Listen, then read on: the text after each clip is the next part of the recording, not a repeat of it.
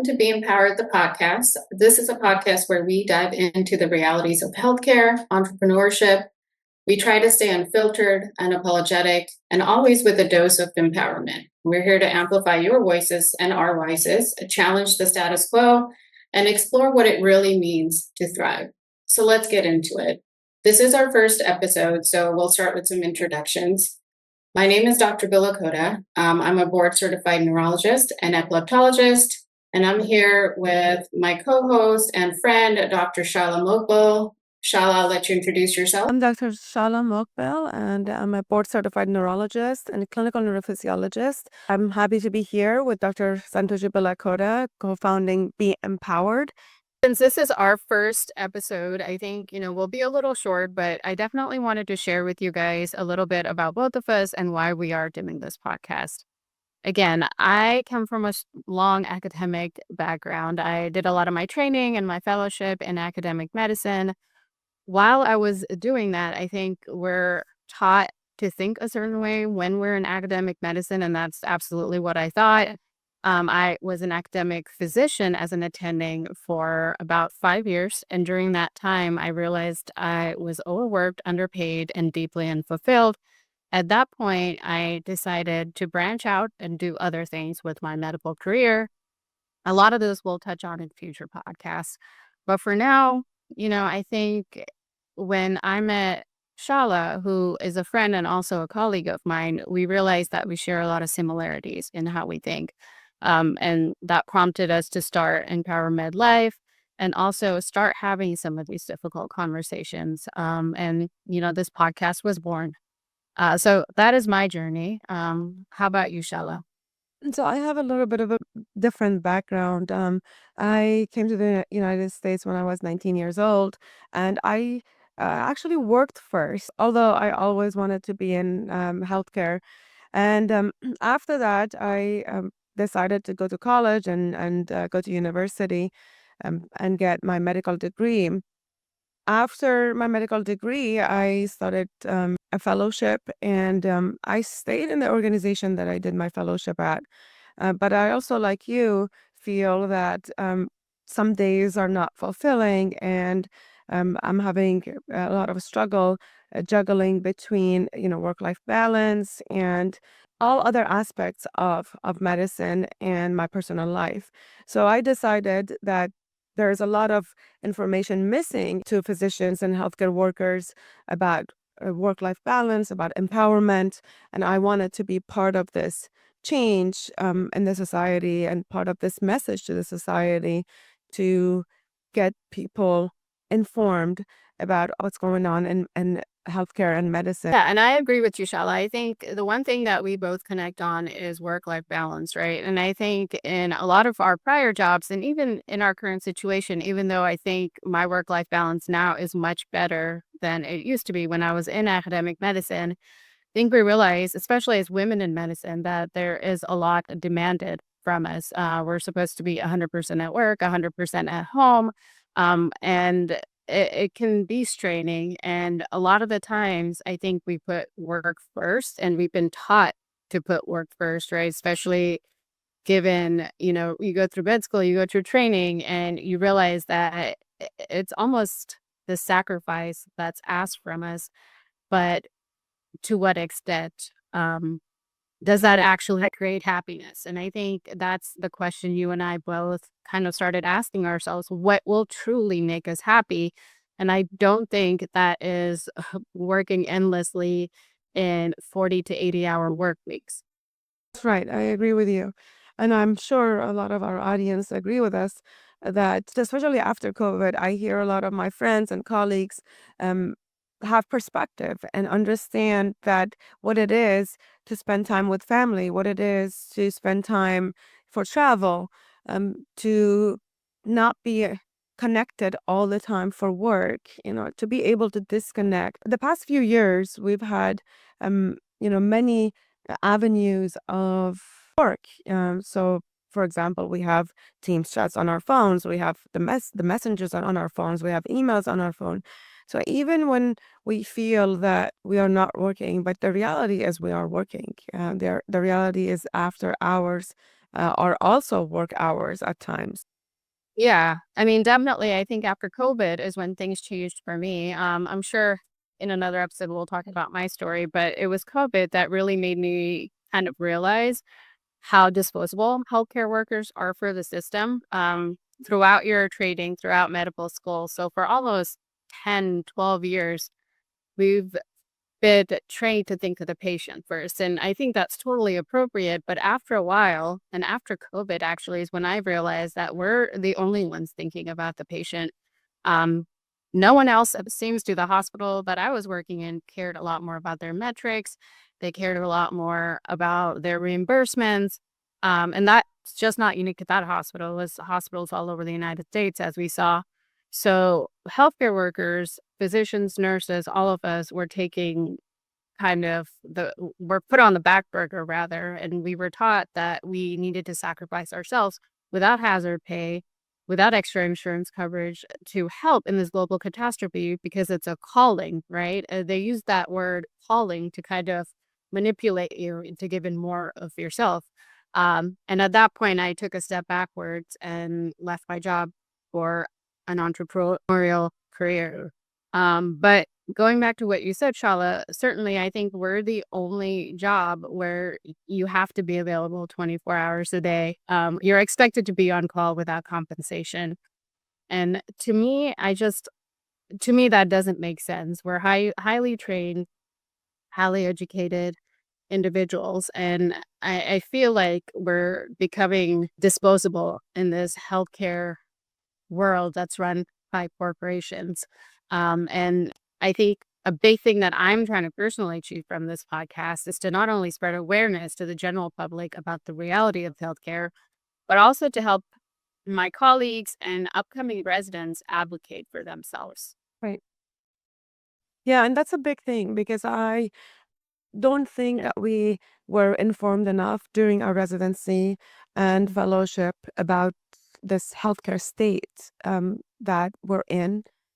I feel that in education was missing, and we finished our graduate training or entered the society and the workforce being shocked and surprised because we were hearing during our residency and during our training, oh, there's a light at the end of the tunnel. Yeah, sometimes we say compared to residency, there was a light at the end of the tunnel, but it was only in comparison to residency, which was actually brutal.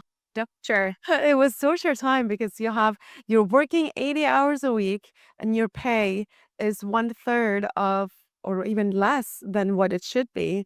So yeah, compared to that, it is a light at the end of the tunnel. But in comparison to the other people in the society or in comparison to the amount of years that you've spent and then postponing your personal life, is it really a light at the end of the tunnel? So that's what we have to talk about. It is on a lot of people's minds, but it hasn't been talked about. Yeah. And we discussed COVID briefly, but the administration that was in charge when COVID was going on is also back, and there's a lot of things that are happening now in terms of changes to healthcare, including they're talking about getting rid of student loan forgiveness, cutting more reimbursements, getting rid of telemedicine, all of those things that deeply impact us and our revenue, how we feed our families. And I think all of that stuff is important to discuss. I think you and I talked about this when we were talking about student loan forgiveness, but the thought is, well, why can't you live like a resident and work to pay it off? When the reality is, who the heck wants to live like a resident in their 30s and 40s?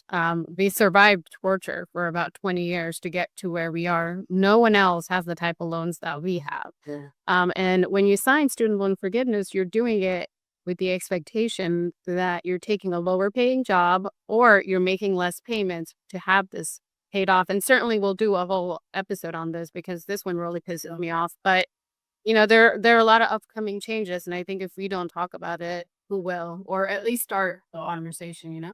Right. Yes, exactly.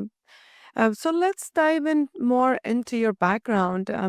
This is again an introductory episode, and I'm sure the audience would like to know more about, your background, my background, So let's do that. So tell me, after your training, what kind of centers did you start your training, and what were the challenges that you were having at that place? Sure. So my story, unlike yours, and I didn't know you worked over medical school, so we'll talk about that too. But we immigrated into America when I was 11 years old. I was born in India and I was raised in Dubai. Once we came here, I grew up in the Silicon Valley. My father was in tech, like a lot of Indian men at that time that came on visas. And I actually really wanted to be a doctor ever since I was little. It was nothing my parents forced me to do. It was just something that I always felt compelled to do. And to this day, don't get me wrong, I love being a doctor. I just don't like the way healthcare is practiced in this country. So because of that, I got into my prerequisites very early. I ended up going to UCLA. I was a neuroscience major because I knew early on I wanted to be a neurologist. There was just something about the brain that to me was deeply fascinating. It was almost like the final frontier that we haven't figured out. So I really enjoyed that. And when I was at UCLA, it was a huge academic institution. I really struggled with the MCAT. My GPA was fine. My MCATs were not. And I was kind of at a crossroads where I could either spend a lot of time and money retaking the MCAT, or I could just go to a Caribbean medical school. Now I know a lot of people that are listening to this will probably just say, no, no, no, no Caribbean med school. At that time, my passion for medicine was so strong that I was willing to go wherever I could have a chance. So I did. I went to Ross University School of Medicine, which some of you listening in probably did go to Caribbean school. Some of them probably went to Ross. There's a lot of people who think about it. Not a lot of people do it, but the classes are huge. The people who do end up going there are huge. The attrition rate is high, so you have to be a really, really, really strong performer to, I think, make it out of these Caribbean medical schools. Uh, a lot of my friends are in academics who left Caribbean medical school, so I don't think it's impossible. But my time at Ross was interesting, going to the island in the Caribbean to do med school is always was not what I had envisioned, but it was a good experience. It was an interesting experience. I moved to New York to do my rotations because that's how Caribbean med schools work. You come back to the States for 2 years. Um, and then you take your boards. And I did exceptionally well in my boards, I can say that. And I ended up going to my top choice for neurology, which is a large academic center in the South. And I had a really, really good experience there. That's when I discovered that clinical neurophysiology, and for those who are listening, that clinical neurophysiology is EEGs, EMGs, IOM, sometimes sleep medicine. I really enjoyed epilepsy, the epilepsy portion of it. So I did a 2-year fellowship. I moved to New York, again, at a big academic center. I did a year of epilepsy, a year of clinical neurophysiology. I'm board certified in both of them. And then I moved on to a big academic center to be an epilepsy attending. Again, loved it. I loved it for the first 2 or 3 years, and then I started getting burned out. And especially after COVID, I realized, for what? What am I burning myself out like this for? Right? Because we're working, we're working, we're working. What is the return on that investment? And yes, I was happy. I was the type of person who'd go in on weekends to see my patients if they were admitted to the epilepsy monitoring unit. I was the type of person who would stay after a long day to have a family meeting at 6 p.m. You do this for long enough without appreciation and positive feedback from the administration. And after a while, you're like, you know what? I'm done. I could make a lot more doing something else. And that's when I made a shift. And the shift was really for my mental health. I don't want the emphasis to be, I made the shift for money. I mean, certainly that's a big part of it. I live in New York City. It's a very high cost of living. But for me, it was more because I was so depressed. I had so much anxiety. My husband can vouch for this, that it was either I made a change in my career or I quit my career. And that brings me back to where we are now. And again, we can discuss what we do in a different podcast more in detail, but just to give you an overview of it, right now I'm a locums physician. I do a lot of 1099 work, and I truly enjoy it. I work less than I ever have, and I make more than I ever have. I get to spend a lot of time with my husband. Get to do a lot of things that I enjoy doing. We get to travel. We're family planning. I mean, all of these things that I don't think would have been possible if I was still at my old job. That's not to say people in academics cannot achieve all of these things. I think as long as you're setting boundaries for yourself, you are able to. I myself was unable to do that just because I cared so much about my clinical and patient care, which I guess says a lot more about me than the institution. But that's where I landed to make myself happy. Um, and again, that's not to say that's where everyone will land, but that's kind of my background and my story. And then when we met, we started talking and we realized that I think we're in tune with a lot of the same sentiments. Um, so how about yourself? Tell me a little bit. I know you have a little bit of a non-traditional story. Right. Yes, it is a non-traditional story. So I originally grew up in Iran. Basically, I've always wanted to be a doctor, and it's a culture. It's a cultural thing. Probably in my mom's uterus, they were rehearsing that, or my family was rehearsing that I was going to be a doctor. So it wasn't anything. There was no other thing on my mind Hmm. to become except for a doctor. I finished my high school in Iran, and afterwards, due to the circumstances and some other uh, personal matters in my life, the opportunity came that I could leave the country, and I did. I left the country. I lived in another country for 1 year, from age 18 to 19, and then I entered the United States when I was 19 years old.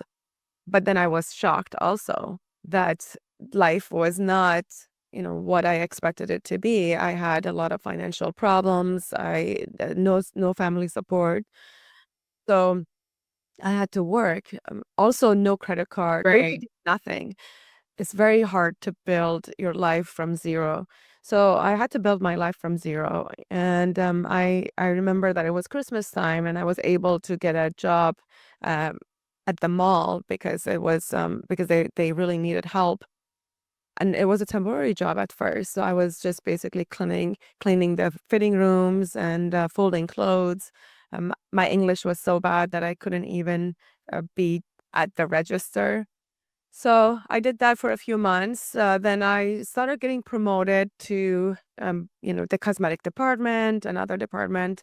Um, but it still wasn't what I wanted to do. I always had, going to college in the back of my mind, but I wasn't able to. It's just financially, I wasn't able to.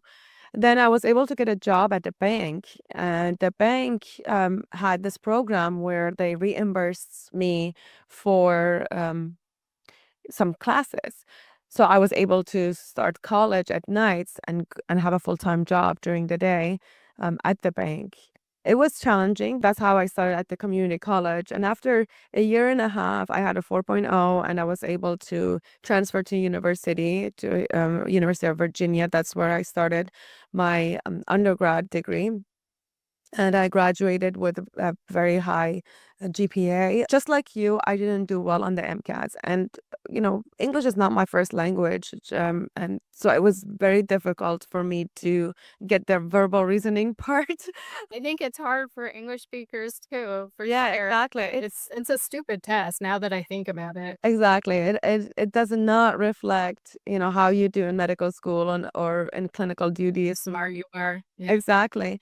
So I was not doing well and I took the MCATs twice. And then I decided that I'm going to apply to DO schools, as well as MD schools.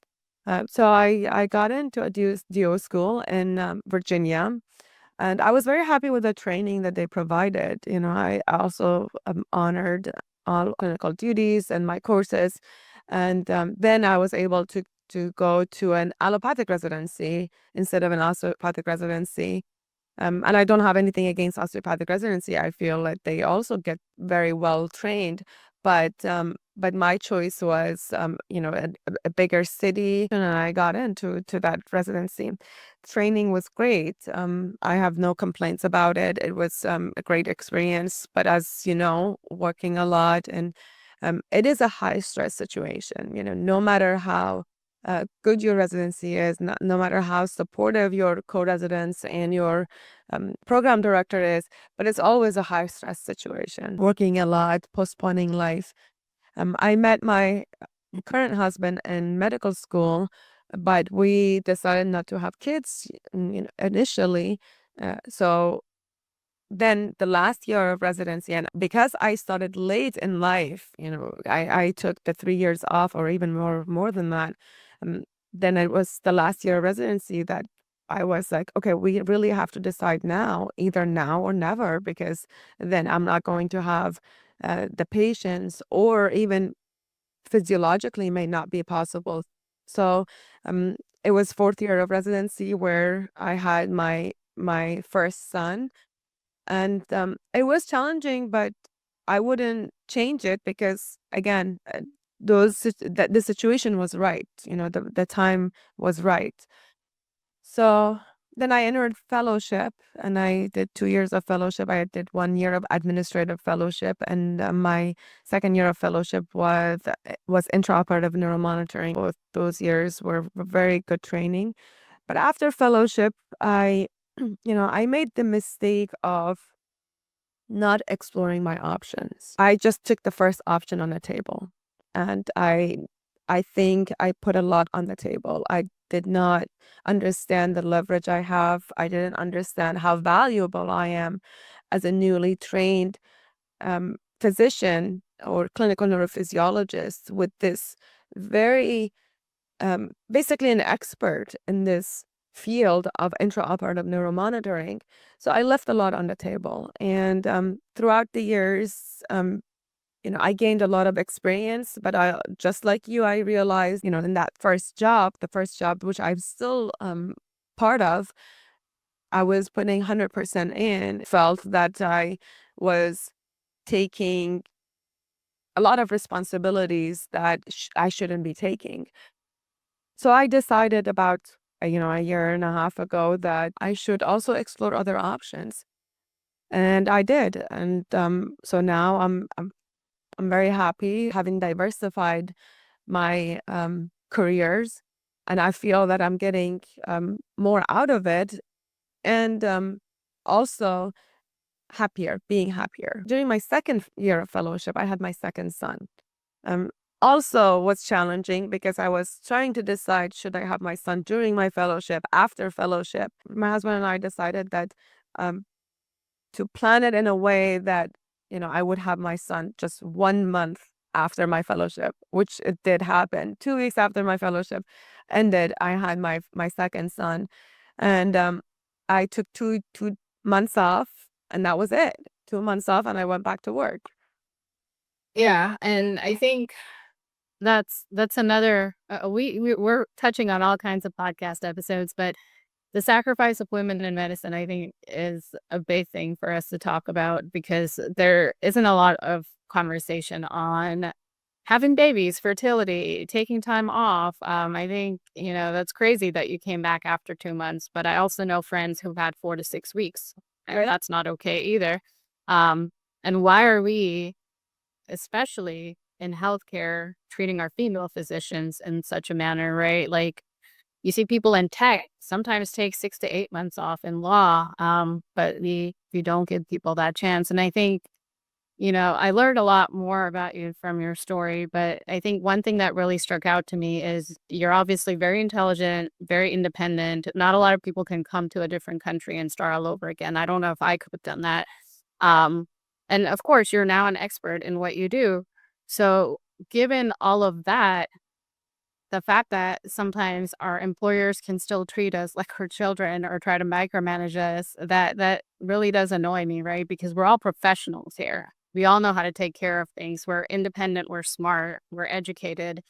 But I think in a lot of healthcare settings where administrators are running the show, we're not treated as these accomplished individuals. So we're trying to we're children that we need to be micromanaged, which is the most far from the truth. Yes, I agree with you. And that's what I felt. That's what I felt in the last previous years. And the sad part of it is that you don't realize that until you have the experience, until you are out of training for a few years, then you realize, oh my God, like what's happening here? So it's very challenging. And that's why I agree with you that we need to educate people in training. We need to educate the physicians in training, the residents, the fellows, that just be aware of what's going on, be aware of how important you are and how valued you should be, especially after all these years of training, after all these years of um, really successful endeavors, because whoever that goes through medical school and survive it, and whoever goes through residency and survive it, and then fellowship and survive it, they are high achieving professionals. They're not kids, as you said. They're not, they are people who should be valued accordingly. And I feel that it's not happening at a lot of jobs, unfortunately.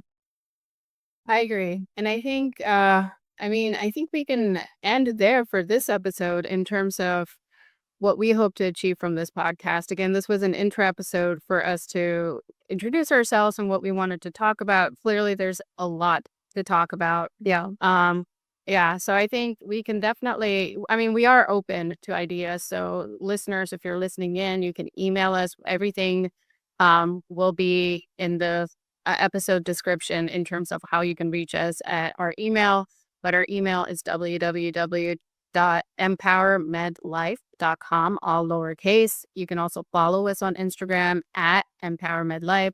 It's all one word, all lowercase. You can follow me individually as well, and Shahla individually. Our Instagram accounts are linked onto our Empowered Medlife Instagram account. And I think that's it. Anything else you'd like to add, Shahla? Thanks for tuning in to be empowered. And if you enjoyed this conversation, don't forget to subscribe, leave a review, and share with someone who needs to hear this. And there are a lot of people out there. Stay strong, stay empowered, and we'll see you next time. Thank you. Thank you.